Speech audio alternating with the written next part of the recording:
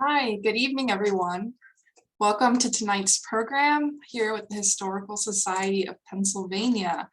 My name is Selena Bemak, and I am the Programs and Communications Coordinator at the Historical Society of Pennsylvania, which was founded in 1824 and proudly serves as Philadelphia's Library of American History. We can contain more than 21 million manuscripts within our collection. And we might even hear about some of those things tonight during the program, The Family Civil War, Black Soldiers, and the Fight for Racial Justice. So tonight, I would just like to address some few housekeeping notes before we get started. This is being recorded, this program, and it will be sent to you in a follow-up email if you would like to review it after today. Also, I'm going to turn on closed captions. You see it at the bottom. There, I'm enabling auto transcription, and there's a little CC button at the bottom bar, and you can enable closed captioning if you need it. Another thing is that this is a webinar, and we will have time for questions at the end, but go ahead and use the Q&A box or the chat throughout the program as you think of them. Because we are in webinar mode, that means we cannot see you and you cannot see each other, but we can see your questions if you raise your hand, if you drop your questions in the chat or in the Q&A. All right, so with that being said, Holly and Hillary, if you'd like to come on screen and wave, say hello to everybody. We are delighted to host Dr. Holly Pinheiro and Dr. Hillary Green. Dr. Pinheiro is an assistant professor of African American history at Furman University.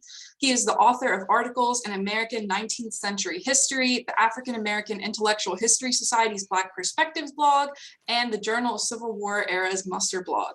He recently published The Family Civil War, Black Soldiers, and the Fight for Racial Justice, which we will hear more about tonight. And he will be in conversation with Dr. Hillary Green. Dr. Hillary Green is an associate professor of history at the University of Alabama, but however, starting next week, July 1st, she will be a professor of history in the Africana Studies Department at Davidson College. She is the author of Educational Reconstruction, African American Schools in the Urban South, 1865 to 1890, and numerous articles, essays, and reviews.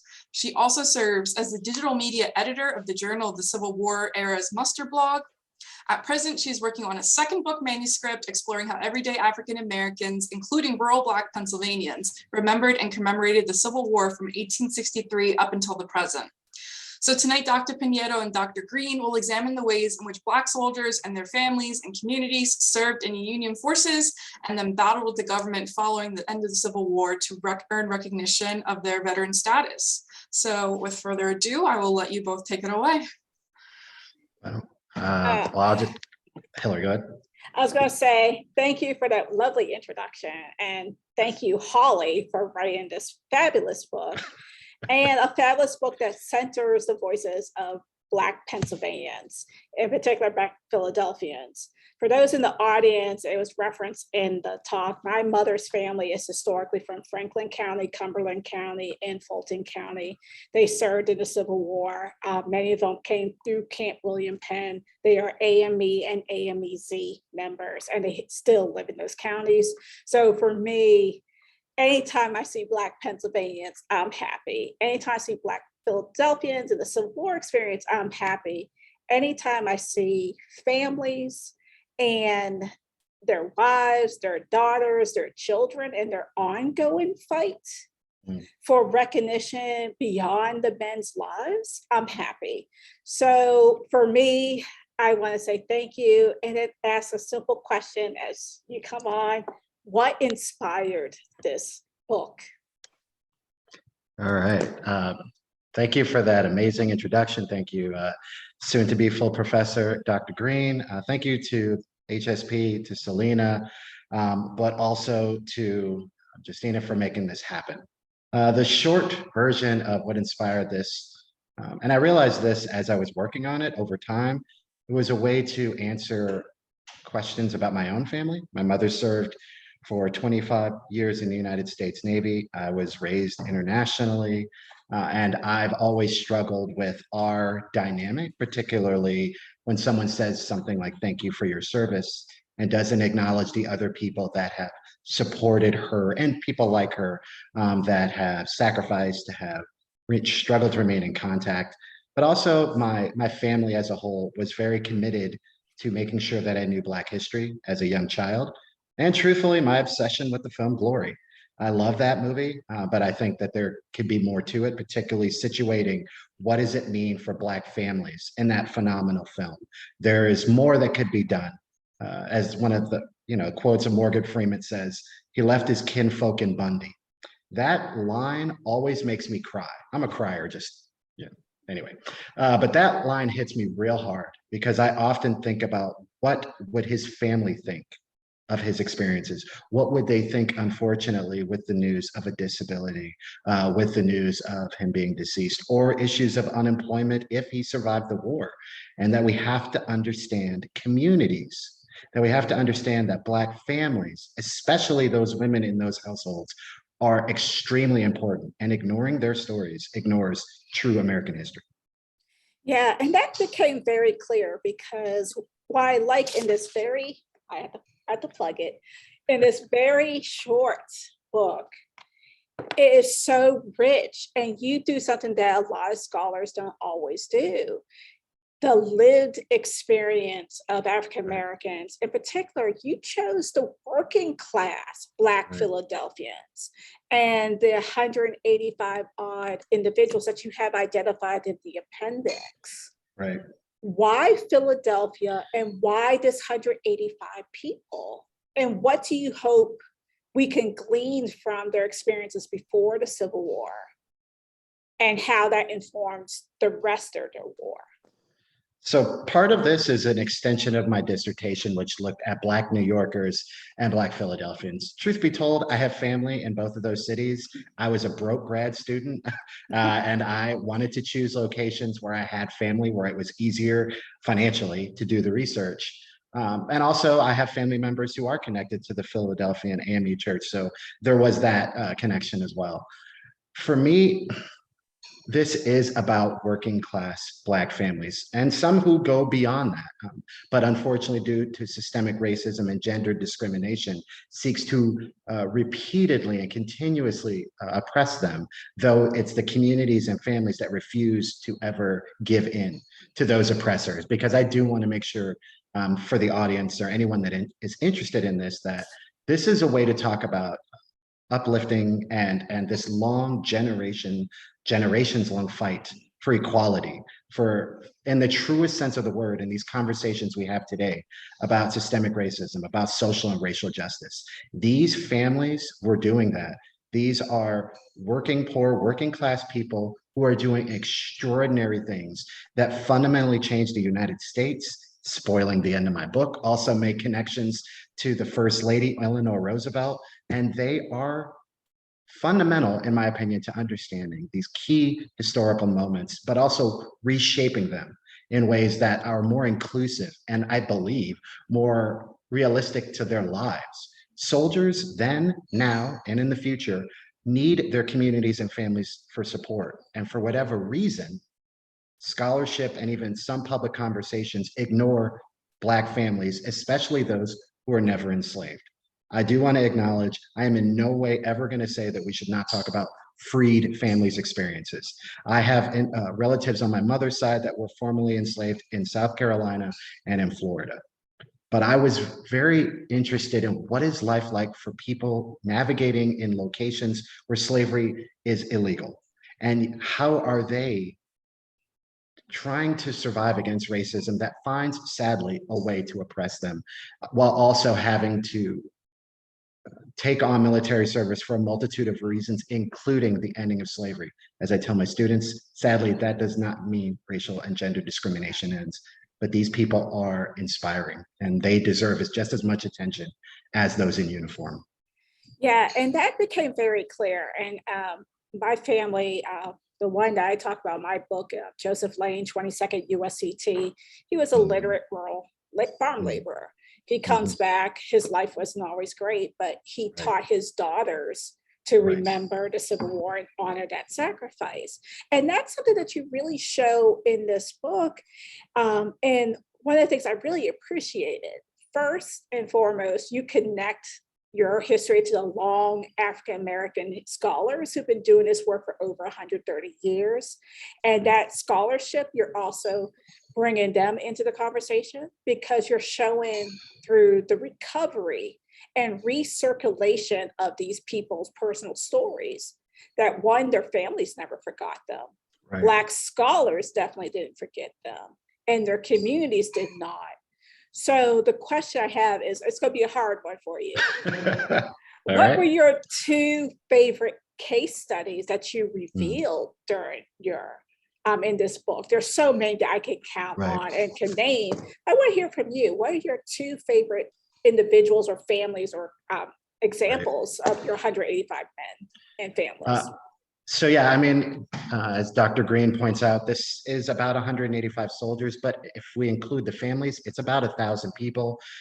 If you look towards the back of the index, I was trying to be, or sorry, the back of the book, there's an index that lists out the names, birth dates, and occupations, civilian, of these soldiers, because my hope of all hopes is that some of the distant relatives or community members will be able to find their families in this, but also know that they can do this work if their family members are not in it. Because as you point out, Black scholars, some of their white allies, are doing and have been doing this work, including veterans who become historians. But I also want to tip my hat and acknowledge how important genealogical scholars are and the hard and important work they're doing, passing on these rich traditions. The only reason that this work was done as possible is because Black communities and families, including the AME Church and the Christian Recorder, were pivotal in helping me to shape and situate and understand their lives. Favorite families.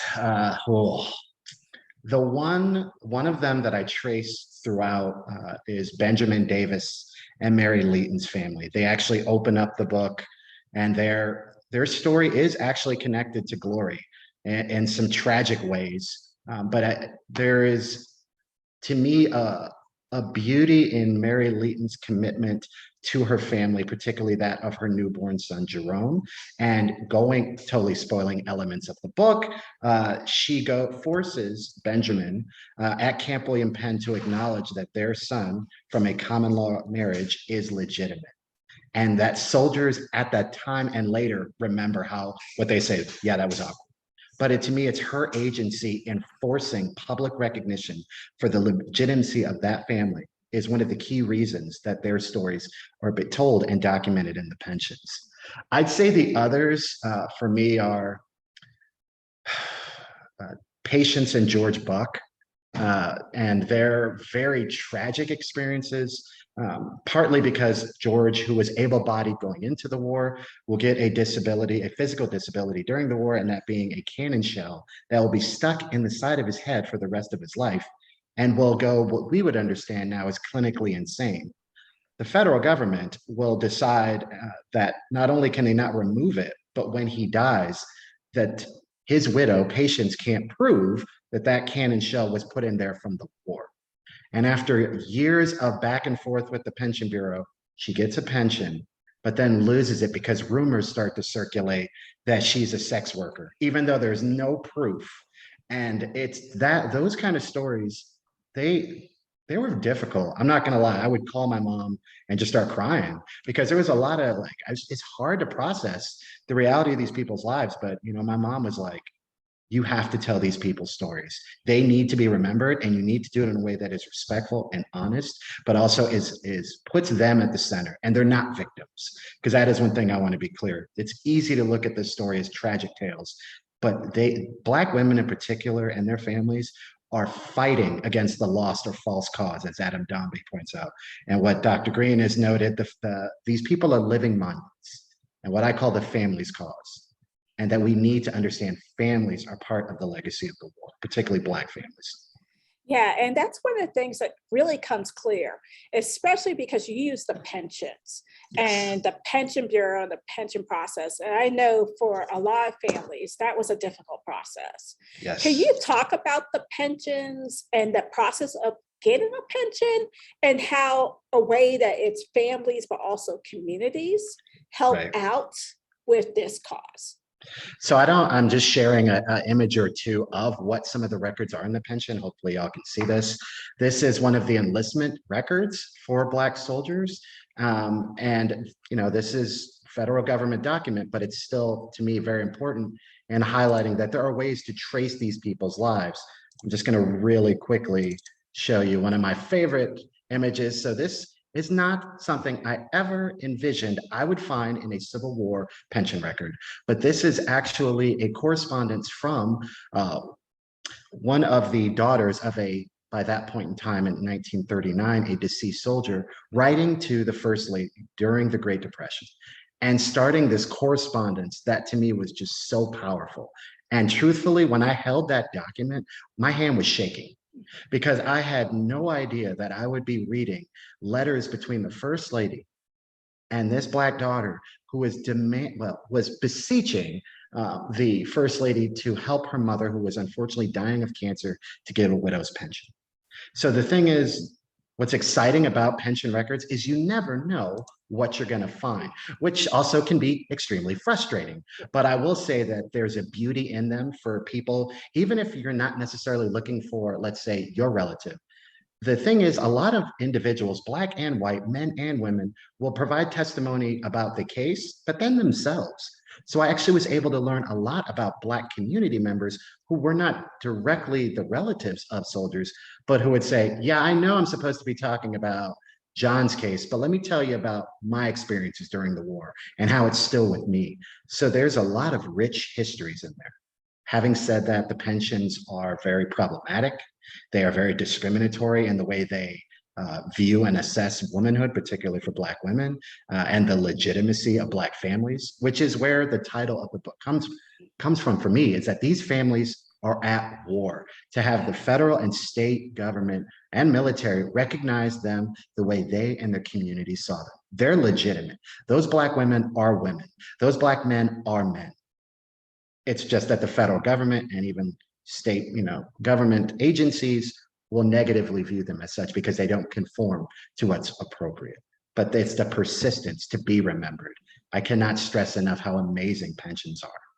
Yeah, and that became clear because they're dealing with another bureaucracy. And we always talk about this period of white Southerners treating poorly African Americans during the South, but also military service and ongoing discrimination.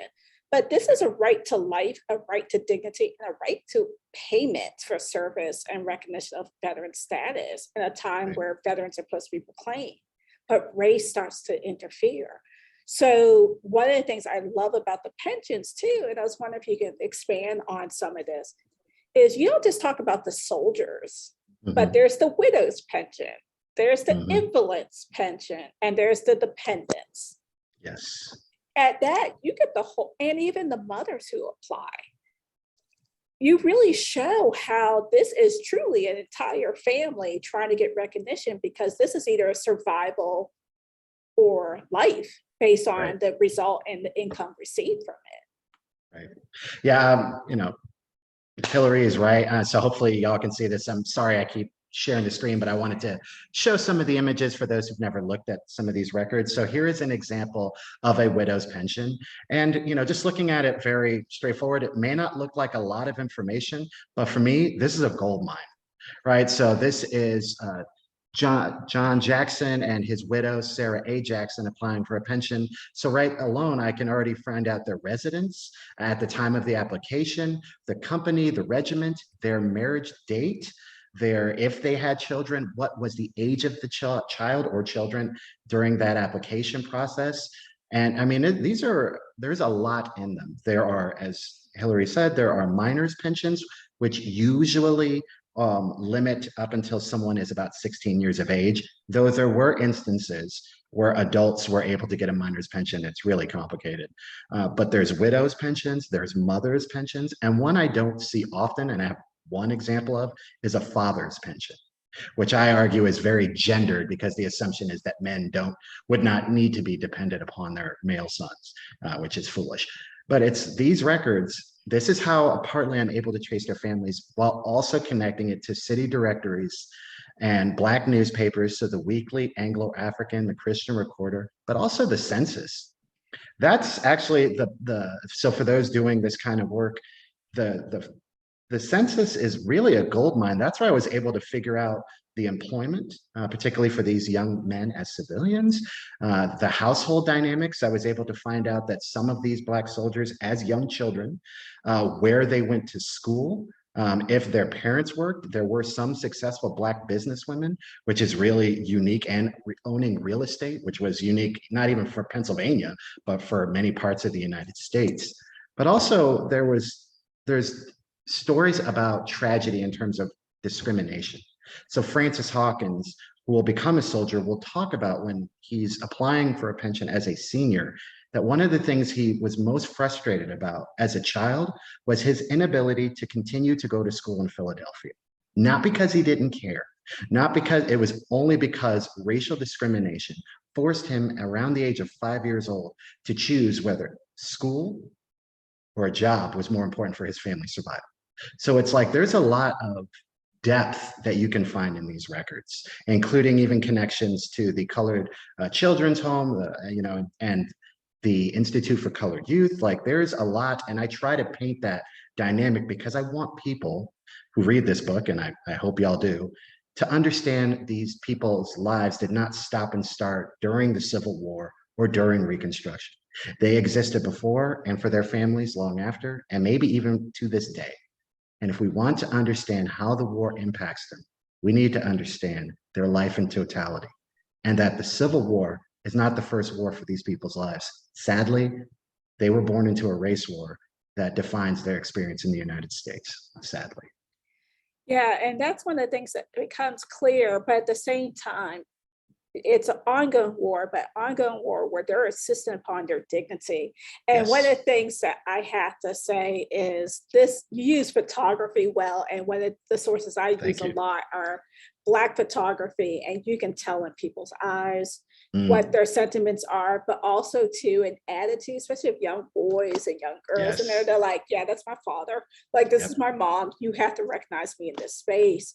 Can you talk about the image for your book cover and the other photographs that you might have used of these Black families demanding recognition? And they might not be able to do it through writing because of lack of education and other issues of race over survival, can't be literate. How do they use photography and the use of this to show their family unit and the cause that they're fighting for, and make the nation recognize them as dignified citizens? Right. I mean, I absolutely love the book image. It is one of my favorites for a number of reasons, because I think that image of those three women tells the story that they experienced the war and its aftermath. They are the war's legacy. It's not a male experience. It's not a white male. It is everyone, including environments, experienced the war. So I truthfully did not want a Black man in uniform as the cover, because I just felt like that would have dismissed the whole point of the book. So to see those Black women, to me, I loved it. I'm going to just briefly show some other powerful image. I don't own these, to be clear. These come from the Library of Congress, so I just want to give credit where credit's due. But understanding these people, they matter. Every one of these people matter. This image I use a lot of a young Black child because it's like you said, you can see their emotions. They're telling you a story in their clothing, in their positioning, in their eyes. And for me, the eyes are just very powerful. Like her holding that book, she wants you to know that she is educated, and holding herself in a manner that completely challenges the denigration that society has, unfortunately, of women of color. And that's something that really comes in here, is like, this is where I think the women and the families cause really shines for you in this book, is bringing in these women who have to go against the federal government. Yes. Patience Buck being one. I'm thinking about my own family's history, my 5-year pension fight, and seeing rejected across the widow's pension, but then the child who was My mom knew growing up, she was 13 when she died, and she is able to get a pension up until her death because the community then comes in and finds her as an invalid. So she dies in 1966. My mother was 13. My mom knew her, and she got payment all the way up to death. How these women force citizenship on the nation before there's a 19th Amendment. And then Black women on top of this, so you throw in race and class here, they're fighting in ways and making claims that we don't always think about. We think about middle class Black Philadelphians, the William Fortons, everyone else, but we see here these women forcing at all levels, but scrutiny, invasion of their privacy, and still saying like, yes, and you will hear us, and we will fight, and won't take rejection as a no. Can you talk about the women and how they persevere through multiple rejections and what they're fighting for and what's at stake? There's a lot at stake. That could be, that's a 50-minute answer. I won't give you that. So for me, this book is in conversation. I'll give plugs to some other amazing scholars who do this work. Brandy Clay Brimmer, B-R-I-M-M-E-R, Claiming Union Widowhood. She has also written about Black women in the pensions. The late Megan McClintock, just to name a few. There's no question that looking at the pensions as political statements, as demands for citizenship, actually becomes a way to be more inclusive and understand that Black women, anyone that applied, did not need to wait for the federal and state governments to acknowledge them as citizens. They are citizens long before, and Black people have been saying this well before the Civil War. So it's like this provides another avenue. I also think for me, I want to acknowledge that sadly, there's a lot of relevancy in these people's struggles with bureaucracy. And I say this as someone who's seen it firsthand with my mother, or even talking to military families today.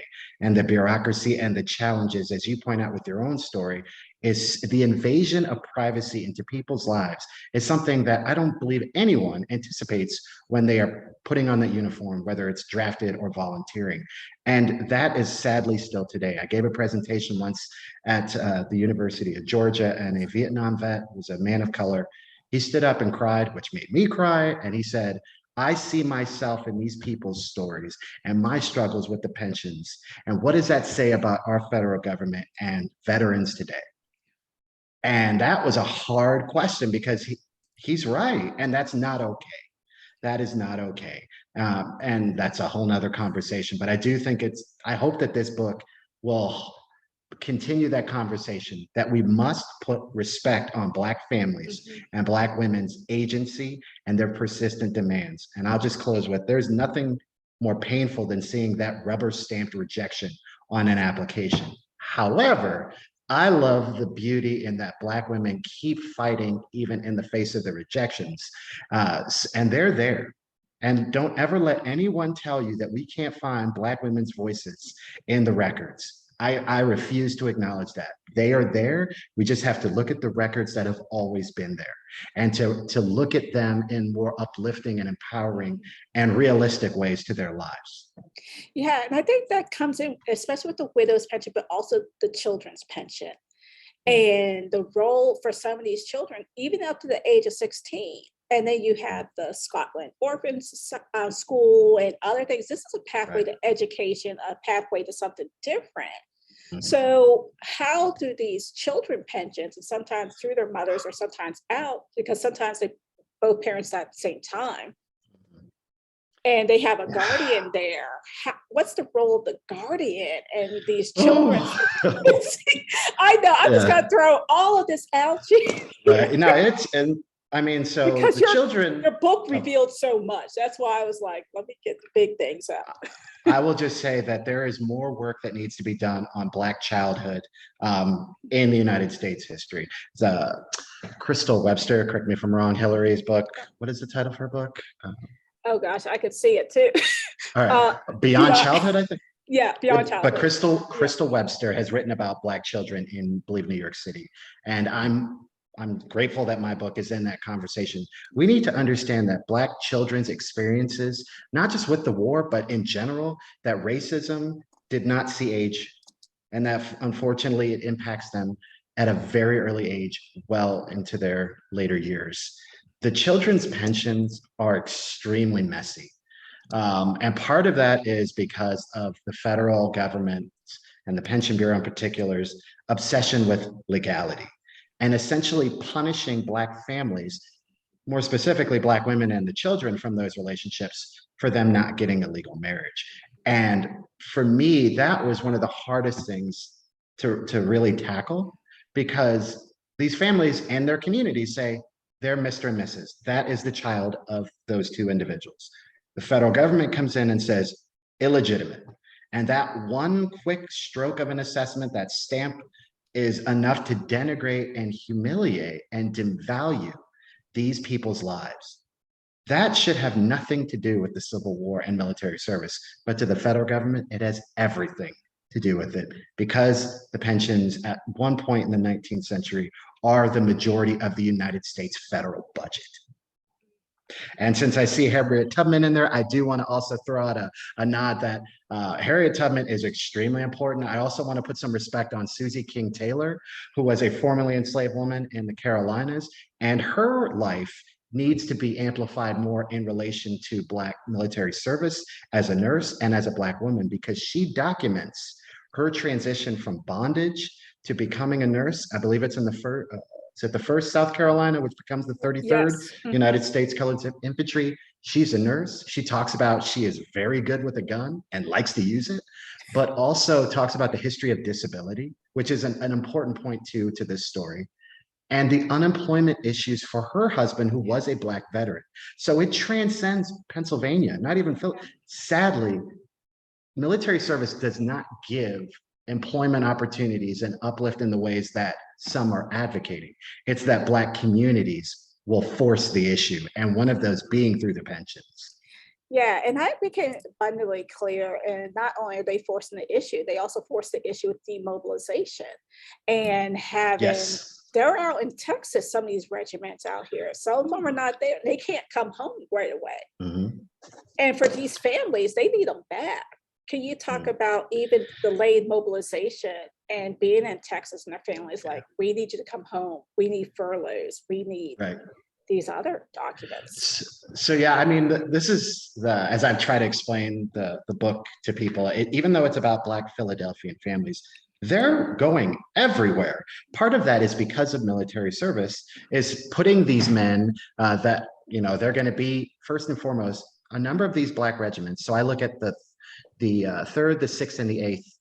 They're at Appomattox. They are directly responsible for chasing Robert E. Lee to Appomattox and making him surrender. And one of the Black soldiers that I study says, yeah, I was at the surrender, which makes me so frustrated, because I'm like, can you give me more, please? And that's all he said. But I still think they're there, they're in the Carolinas, and they're in Texas, and they're doing the occupying forces because of racial discrimination that says Black men haven't earned the right to go home, even though it was due to racial discrimination that refused to let them serve to begin with. Juneteenth is a very important holiday. There is no question about that. These regiments are part of the Juneteenth story. And I mean very directly, and because they are actually stationed throughout Texas. They are the occupying forces that are there, but they're giving a different story of Juneteenth than we talk about today, right? We talk about Juneteenth as this moment of reflection and to honor also the amazing things that Black people have done post, those events. But these Black families that are in Philadelphia, they're writing in letters in the Christian Recorder and other spaces, we want our families home. We enlisted, and my relative enlisted, to defeat the Confederates and Robert E. Lee. Mission accomplished. What am I doing in Texas near the Mexican border? Oh, what are we doing here because of a supposed French invasion by Napoleon III? What does that have to do with the ending of slavery? So it's racism will keep these men in service and will actually lead to them liberating enslaved people. But most of these Black soldiers who get disabilities, seen and unseen, it's because of their delayed demobilization. And the other thing I want to also throw out, again, if you've seen Glory or if you ever watch it, which you should, because it's great. there's a classic scene where they talk about tearing up the money, right? When they say tear it up, because all black soldiers, unfortunately, are going to be paid less than white soldiers of the same rank because of their race. So they actually will get paid $7 a month rather than 13. So what I ask students to consider is when I show them that scene, how would their families back home respond to the fact that these black men, who are correct that their manhood is denigrated by white society, but their manhood to their family is now thrown into question because they're failing in those regards. But then also, unfortunately, many black soldiers won't get paid for 9 months.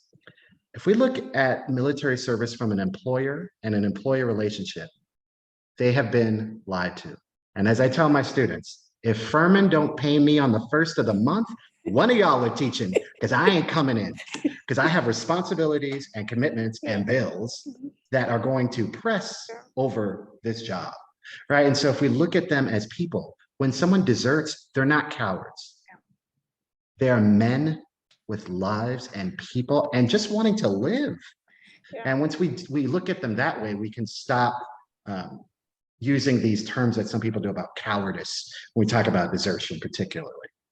Yeah, and that's one of the things that becomes clear is you show the complexity of these men's lives, the range and where they're serving for freedom, but also how racism follows them into like before service, during the war, after service.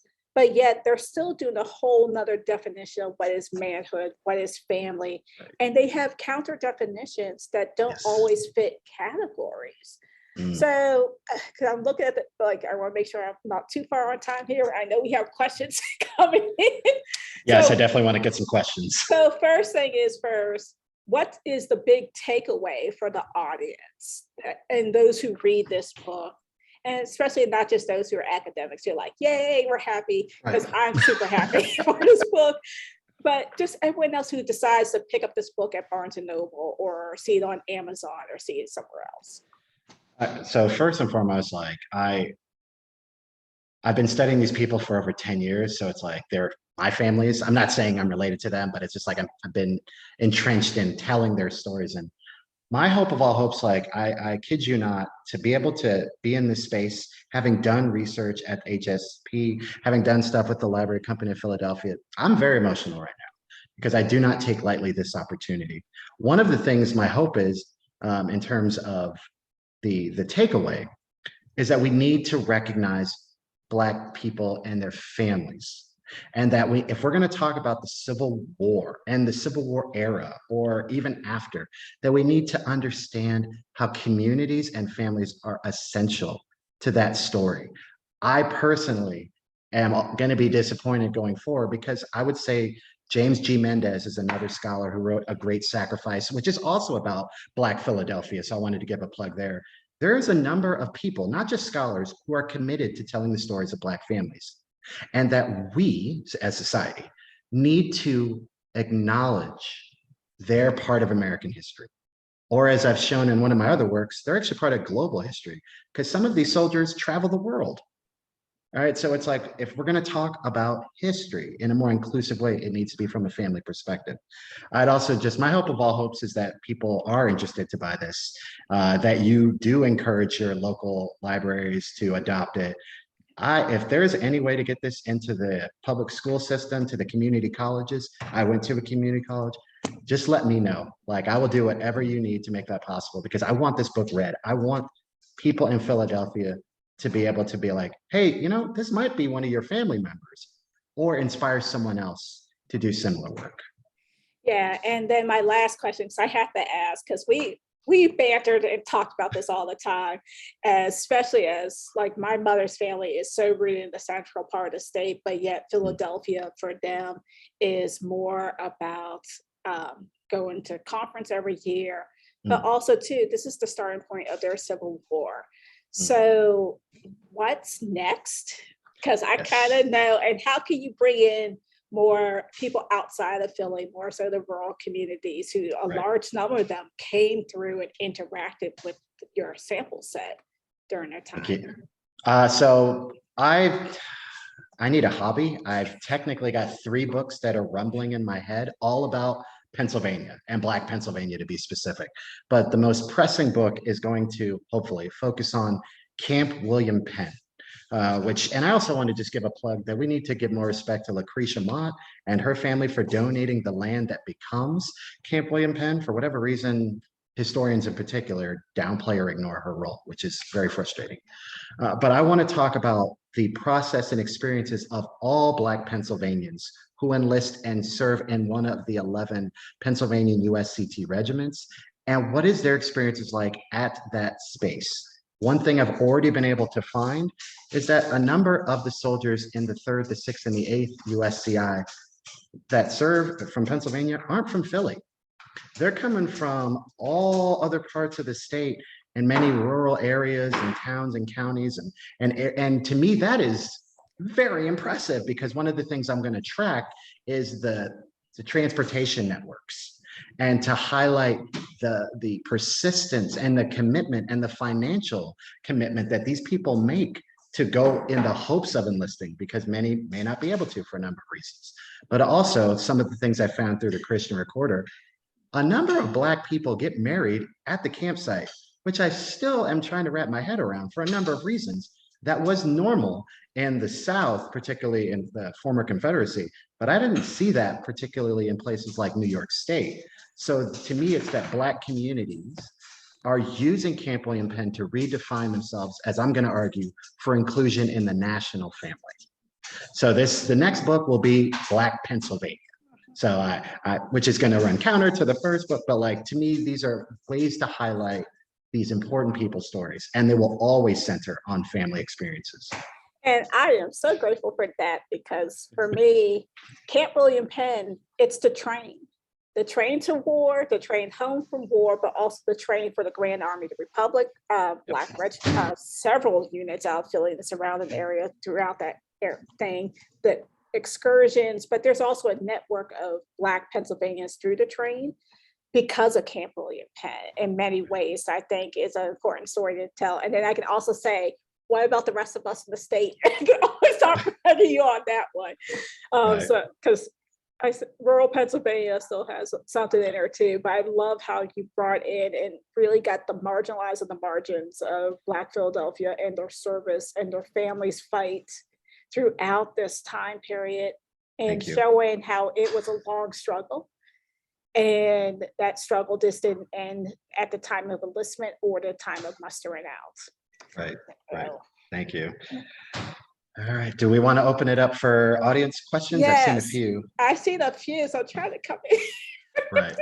Yeah, we have a really great set of questions in the Q&A and some comments and questions in the chat. So we might not be able to get to all of them, but we can try our best. So let's start with the email Q&A. me. If we don't get to any of these, you can email me, holly.pinheiro@furman.edu. Okay, I'll put that in the chat.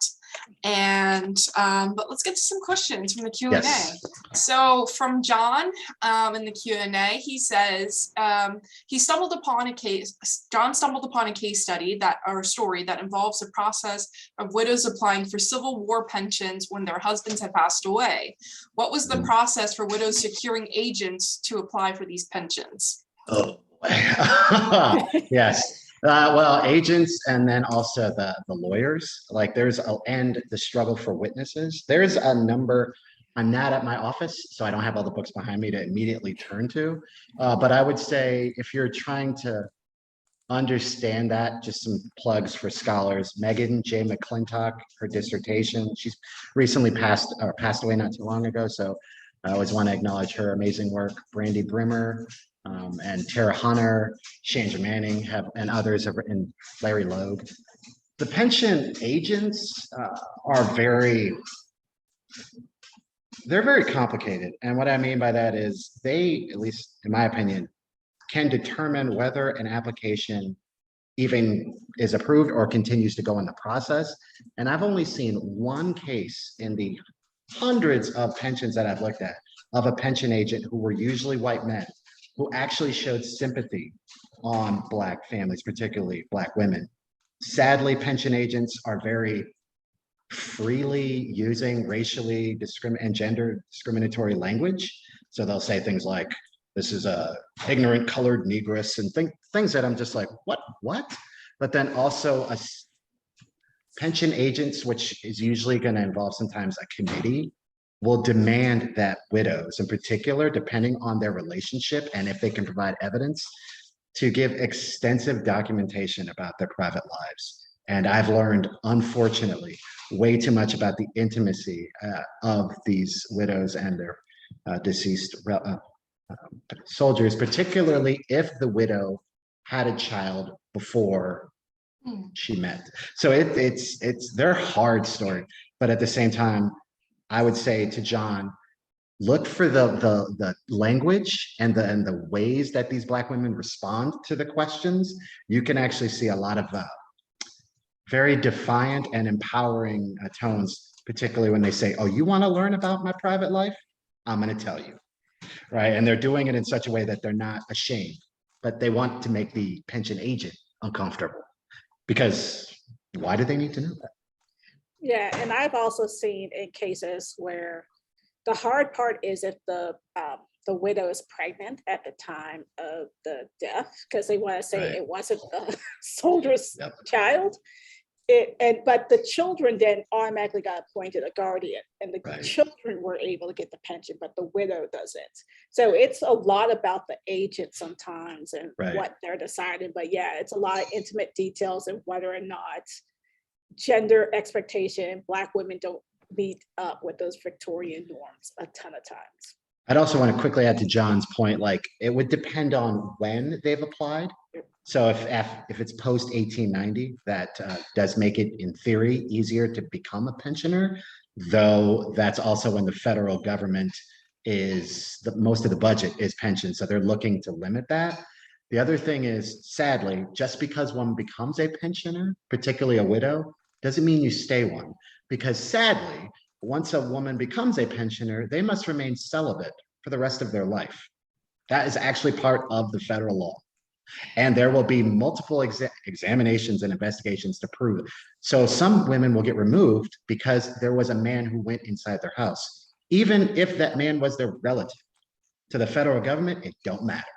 So the politics of respectability, of oversight into women's lives, is something I never envisioned when I started this project. And it's horrific, honestly. So while we're on the topic of pensions, we do have a comment, or excuse me, a question from Bonnie in the chat that asks about pensions, but specifically, to what extent do rural Black families face in their struggle for pensions from rural communities? So as Dr. Green has noted, I recognize that I privileged the Philadelphian experience. If I were to look at other scholars, so Donald Schaefer has written about Black veterans, particularly from rural areas in the South. That will be something for my next project. But here's what I envision, just from reading other people's work. It's actually going to be harder. And what I mean by that is most likely they're going to have to travel, if they live in a rural area, to wherever the largest nearby city is. And so just the financial cost that's going to bring up, the difficulty with witnesses as people age, with memories, documentation. So one thing I'm going to argue is that it's actually going to be much more difficult the farther away you are from, let's say, a Philly, or if you're, any of the big cities, because there's no financial incentive logistically either for the federal government to have pension agents in the rural areas, unless there's a GAR post there. Yeah, my experience is if you have a GAR post there, it's fine, because they become witnesses for one another. They become witnesses for the children, the invalids, but it's having that GAR post, because like for Franklin County, you have to go to Chambersburg. So if you're in St. Thomas, Houserville, Scotland, you have to travel to when they have that in there, and then the cost. So a lot of them depend on local networks rather than the pensions themselves. The other thing is, just came to mind, is anyone doing pension work, be very careful, keep a list of the witnesses, because what you'll also see, as Hillary points out, a number of pension applicants or pensioners will start to help each other. and you'll see them giving testimonies across different cases. And particularly once someone's been approved, you can almost see how all of a sudden after their approval, they've shown up in everyone else's cases, because clearly there's a commitment unified to help each other. So that, I mean, even if, let's say, you're looking at one individual, you might actually find numerous individuals who aren't always just from Pennsylvania. I've got testimony from Black people who lived in Kansas, who lived in Tennessee, who lived in Virginia. So it's amazing what you can learn from one person's record. Great, thank you so much. And there's an interesting comment in the chat from Jahan that said that sounds familiar with government assistance.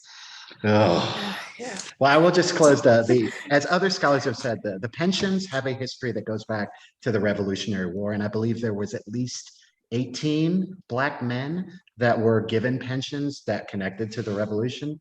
But these are part of a federally funded social welfare program, right? So there's a long history of it, but you're right, the bureaucracy and the invasion of privacy and the obsession with documentation, it is going to be very difficult for Black people, and it's unfortunate. Well, the next question comes from Michelle in the Q&A, who wants to know about the Black experience in orphan schools, if you found anything about that in your research. And Michelle mentioned she has 3 ancestors who served in the 3rd USET. One died at Fort Wagner and left behind small children. In his pension record, Michelle found certificates for the children who attended a school for deceased Civil War vets. Was this common? So yes, I found one case. Firstly, thank you. That was Michelle. Yes. Michelle, I am now going to geek out because I am like, my hope of all hopes is that we can connect, because I'm sure you have records that I have no idea exists. I have one case that I found of a Black veteran who went to an orphan school in Philly. It was Charles Penn. From what the records show, his parents both died when he was very young. He went to the House of Refuge, and he will be apprenticed out to a white family, which was not uncommon for the time. And one of the things I highlight is that those Black orphan schools, and the colored orphan schools in particular, was that they were more focused on finding children employment than in providing them with scholastic opportunities. And there was also, unfortunately, many instances of physical violence. So they were not these joyous experiences, but I have one case of a child that was at one of those institutions. Yeah, and for me, on my family side, I have 2 that were in the Scotland School for Veterans Children, and then one of whom did get a job at Wanamaker's in Philadelphia and died there and is buried back in Shippensburg, Pennsylvania, at Locust Grove, and another one who did there too. But it was there. But if you do qualify for a dependence, then you become easily eligible. So a lot of them depend on what residential schools near, but I see a lot who are taking advantage of those schools. Right. Interesting that you mentioned Wanamaker's, because today is the anniversary of the first time the organ was played at Wanamaker's. So the very famous organ, which is still there, even though the building is now owned by Macy's. But Michelle has another question. That goes back to when you were talking about pay rates.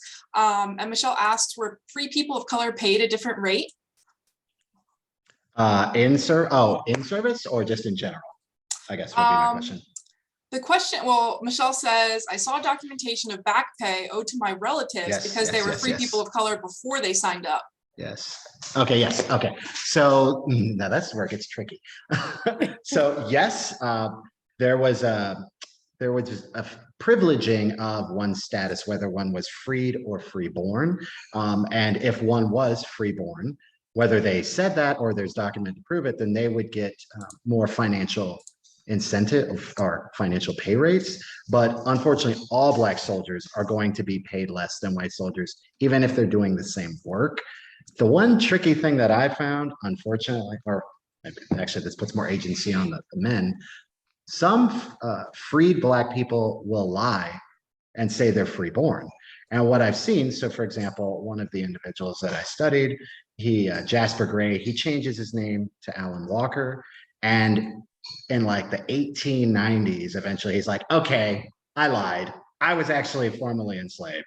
But like I want to recognize that he's taking on a new identity because he wants the United States to see him as he sees himself. And actually, his story is ridiculously phenomenal because he was formerly enslaved in Tennessee.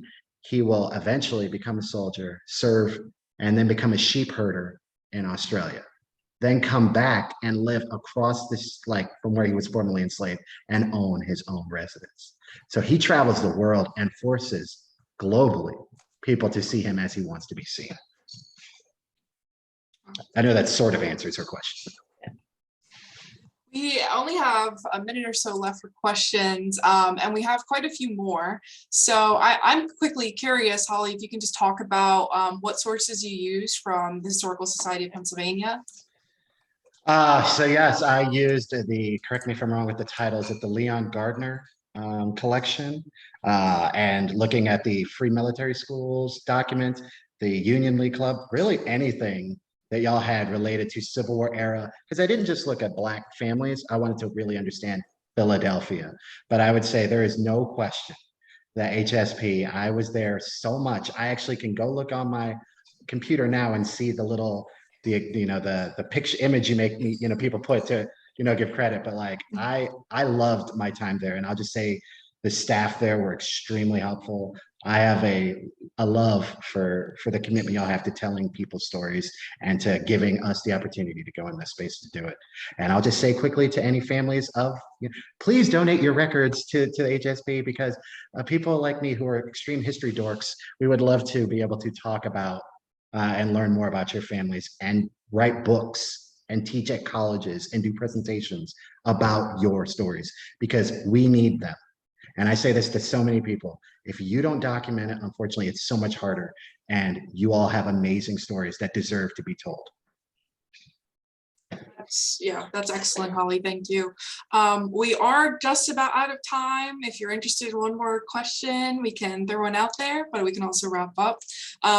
Morgan has a really interesting comment and question that says, considering genealogical research, many African-American ancestors have gone missing as people dive into ancestry.com, particularly great grandmothers who were in common law marriages. Though the pension is a great resource to find them, as you've mentioned, sometimes they were intentionally skipped over.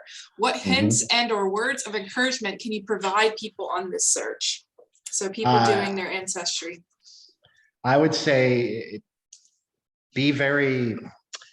use the records that are available. City directories, I believe digitized Christian recorder, use the Black churches. I cannot stress enough how much the Black church was critical in helping me to understand these people's lives. But also, I'll just say this, doing the work that y'all are doing, genealogical, oral histories, documenting people's lives, uplifting their stories, it's hard work. I'm not gonna lie to you, especially doing historically marginalized people, working poor, working class people. It's hard, but it matters, because you have no idea how amazing it is to be able to tell a group of students, to be able to go into a community, because that's where I'm at now. I want to talk to communities and tell them that these people like you are important. And like I said, doing this work is difficult, but also think about, this is the opportunity to put them at the center. I'm so tired of the great white male story. I want people who actually did the fundamental changes to be at the center. I want women and families to be at the center. And so you doing this really matters. And send me whatever you find, because I would love to use it for research. But seriously, like, you're doing amazing work, and work that is critical for what we do as scholars. And I would just add, because for me, oral tradition and those porch stories, and listen to nicknames and everything else helped me build connections. But Pennsylvania is great with their death certificates up online, and sometimes in those receipts of who they identify as parents and everything else, and findthegrave.com. Those Black cemetery works and those connections on that you can't always see in a pension, but you can see in that space of geography of a cemetery and records of death. And the census too, I'll just add, census, but then also, like, I looked for marriage certificates. Like, there are, through Ancestry, there are ways to find these people's lives. So it's a little more challenging, but when you do find it, woo, you won't believe how many times I was calling, dancing in the street, popping champagne, because I'm like, I found him, right? Like, it's that joy that you have, it's amazing.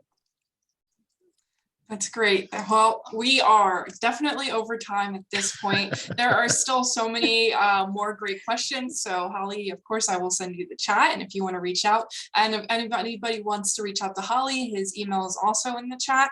But thank you, Dr. Pinheiro and Dr. Green.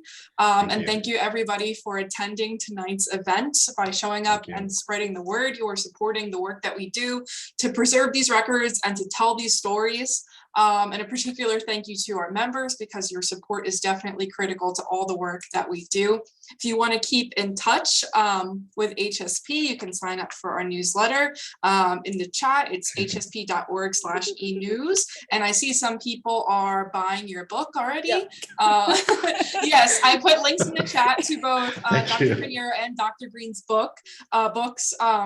Dr. Pinheiro's book is 30% off using that code that we put in the chat. Yes, real quick, just sorry to cut you, Selena. Make sure y'all go, if you're going to use the 30% discount, you have to go directly to UGA Press to do that, but wherever you can get it. And if you can't afford it, ask your local libraries or tell, like, this is just making sure it's accessible, because even if we do this work, now it needs to be read and people need to talk about it.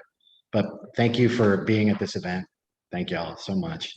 Yeah, it was really great. Thank you so much. And congratulations and good luck, Dr. Green, in your next endeavor. Thank you. All right, everybody, we will send out a recording of this program and our follow-up email and all of the links that we mentioned tonight. So if you miss them in the chat, don't worry, you'll still receive them.